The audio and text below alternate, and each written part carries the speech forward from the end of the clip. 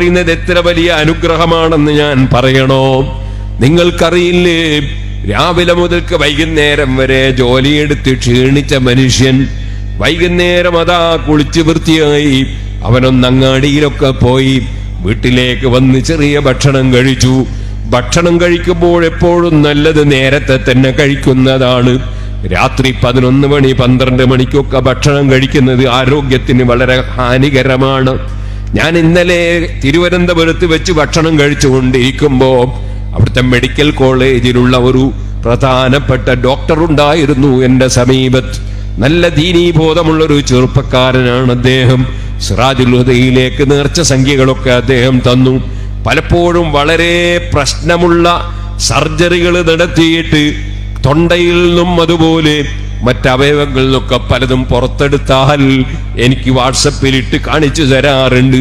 അദ്ദേഹം നല്ല ബുദ്ധിമാനായ യോഗ്യനായ ഒരു ഡോക്ടറാണ്. ആ ഡോക്ടർ അതാ ഞങ്ങൾ ഭക്ഷണം കഴിക്കുമ്പോൾ പറഞ്ഞു, ഭക്ഷണം കഴിയുന്നതും നേരത്തെ തിന്നുകളയണം. ഞാൻ ചോദിച്ചു, കുറച്ചങ്ങ് വൈകിയാൽ എന്താണ്? അദ്ദേഹം എന്നോട് പറഞ്ഞു, നിങ്ങളെപ്പോലുള്ളവർക്ക് പല ദോഷങ്ങളുണ്ട്, അതിലൊരു ദോഷമാണ് നിങ്ങളെ സൗണ്ടിന് പ്രശ്നം വരും. ഞാൻ ചോദിച്ചു, കുറച്ച് കഴിഞ്ഞ് ഭക്ഷണം കഴിച്ച ആ സൗണ്ടിന് എന്താ പ്രശ്നം?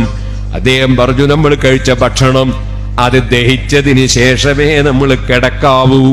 അതിനു മുമ്പ് നമ്മൾ കിടന്നാലോ ആ ഭക്ഷണം ഇങ്ങനെ വയറ്റിൽ വെച്ച് ദഹിക്കാത്ത ഭക്ഷണം ഉണ്ടാകുമ്പോൾ മേലോട്ട് തേക്കി വരും.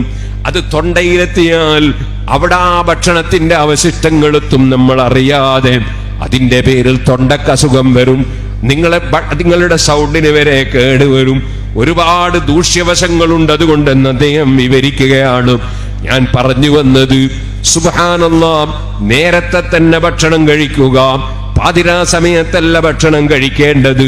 നമ്മുടെ വീട്ടിലുള്ള കന്നുകാലികളൊക്കെ നേരത്തെ ഭക്ഷണം കഴിച്ചു വന്നിട്ട് മഗ്രിബിന്റെ ശേഷം അത് തേക്കിയരക്കുന്നത് നിങ്ങൾ കാണാറില്ലേ? ദഹിപ്പിക്കാൻ ആവശ്യമായ പ്രവർത്തനങ്ങളാ നടത്തുന്നത്. ഓ മുഅ്മിനീങ്ങളെ, കുറെ വൈകിട്ട് ഭക്ഷണം കഴിക്കുന്ന ഏർപ്പാട് എന്റെ സഹോദരിമാരോട് ഞാൻ പറയുന്നു, ഒരുപാട് രോഗങ്ങൾക്കത് കാരണമാണ്. ആശുപത്രികളിൽ എവിടെ ചെന്നാലും കൂടുതലും മുസ്ലിം സ്ത്രീകളെയാണ് കാണുന്നത്, മുസ്ലിം പുരുഷന്മാരെയാണ് കാണുന്നത്.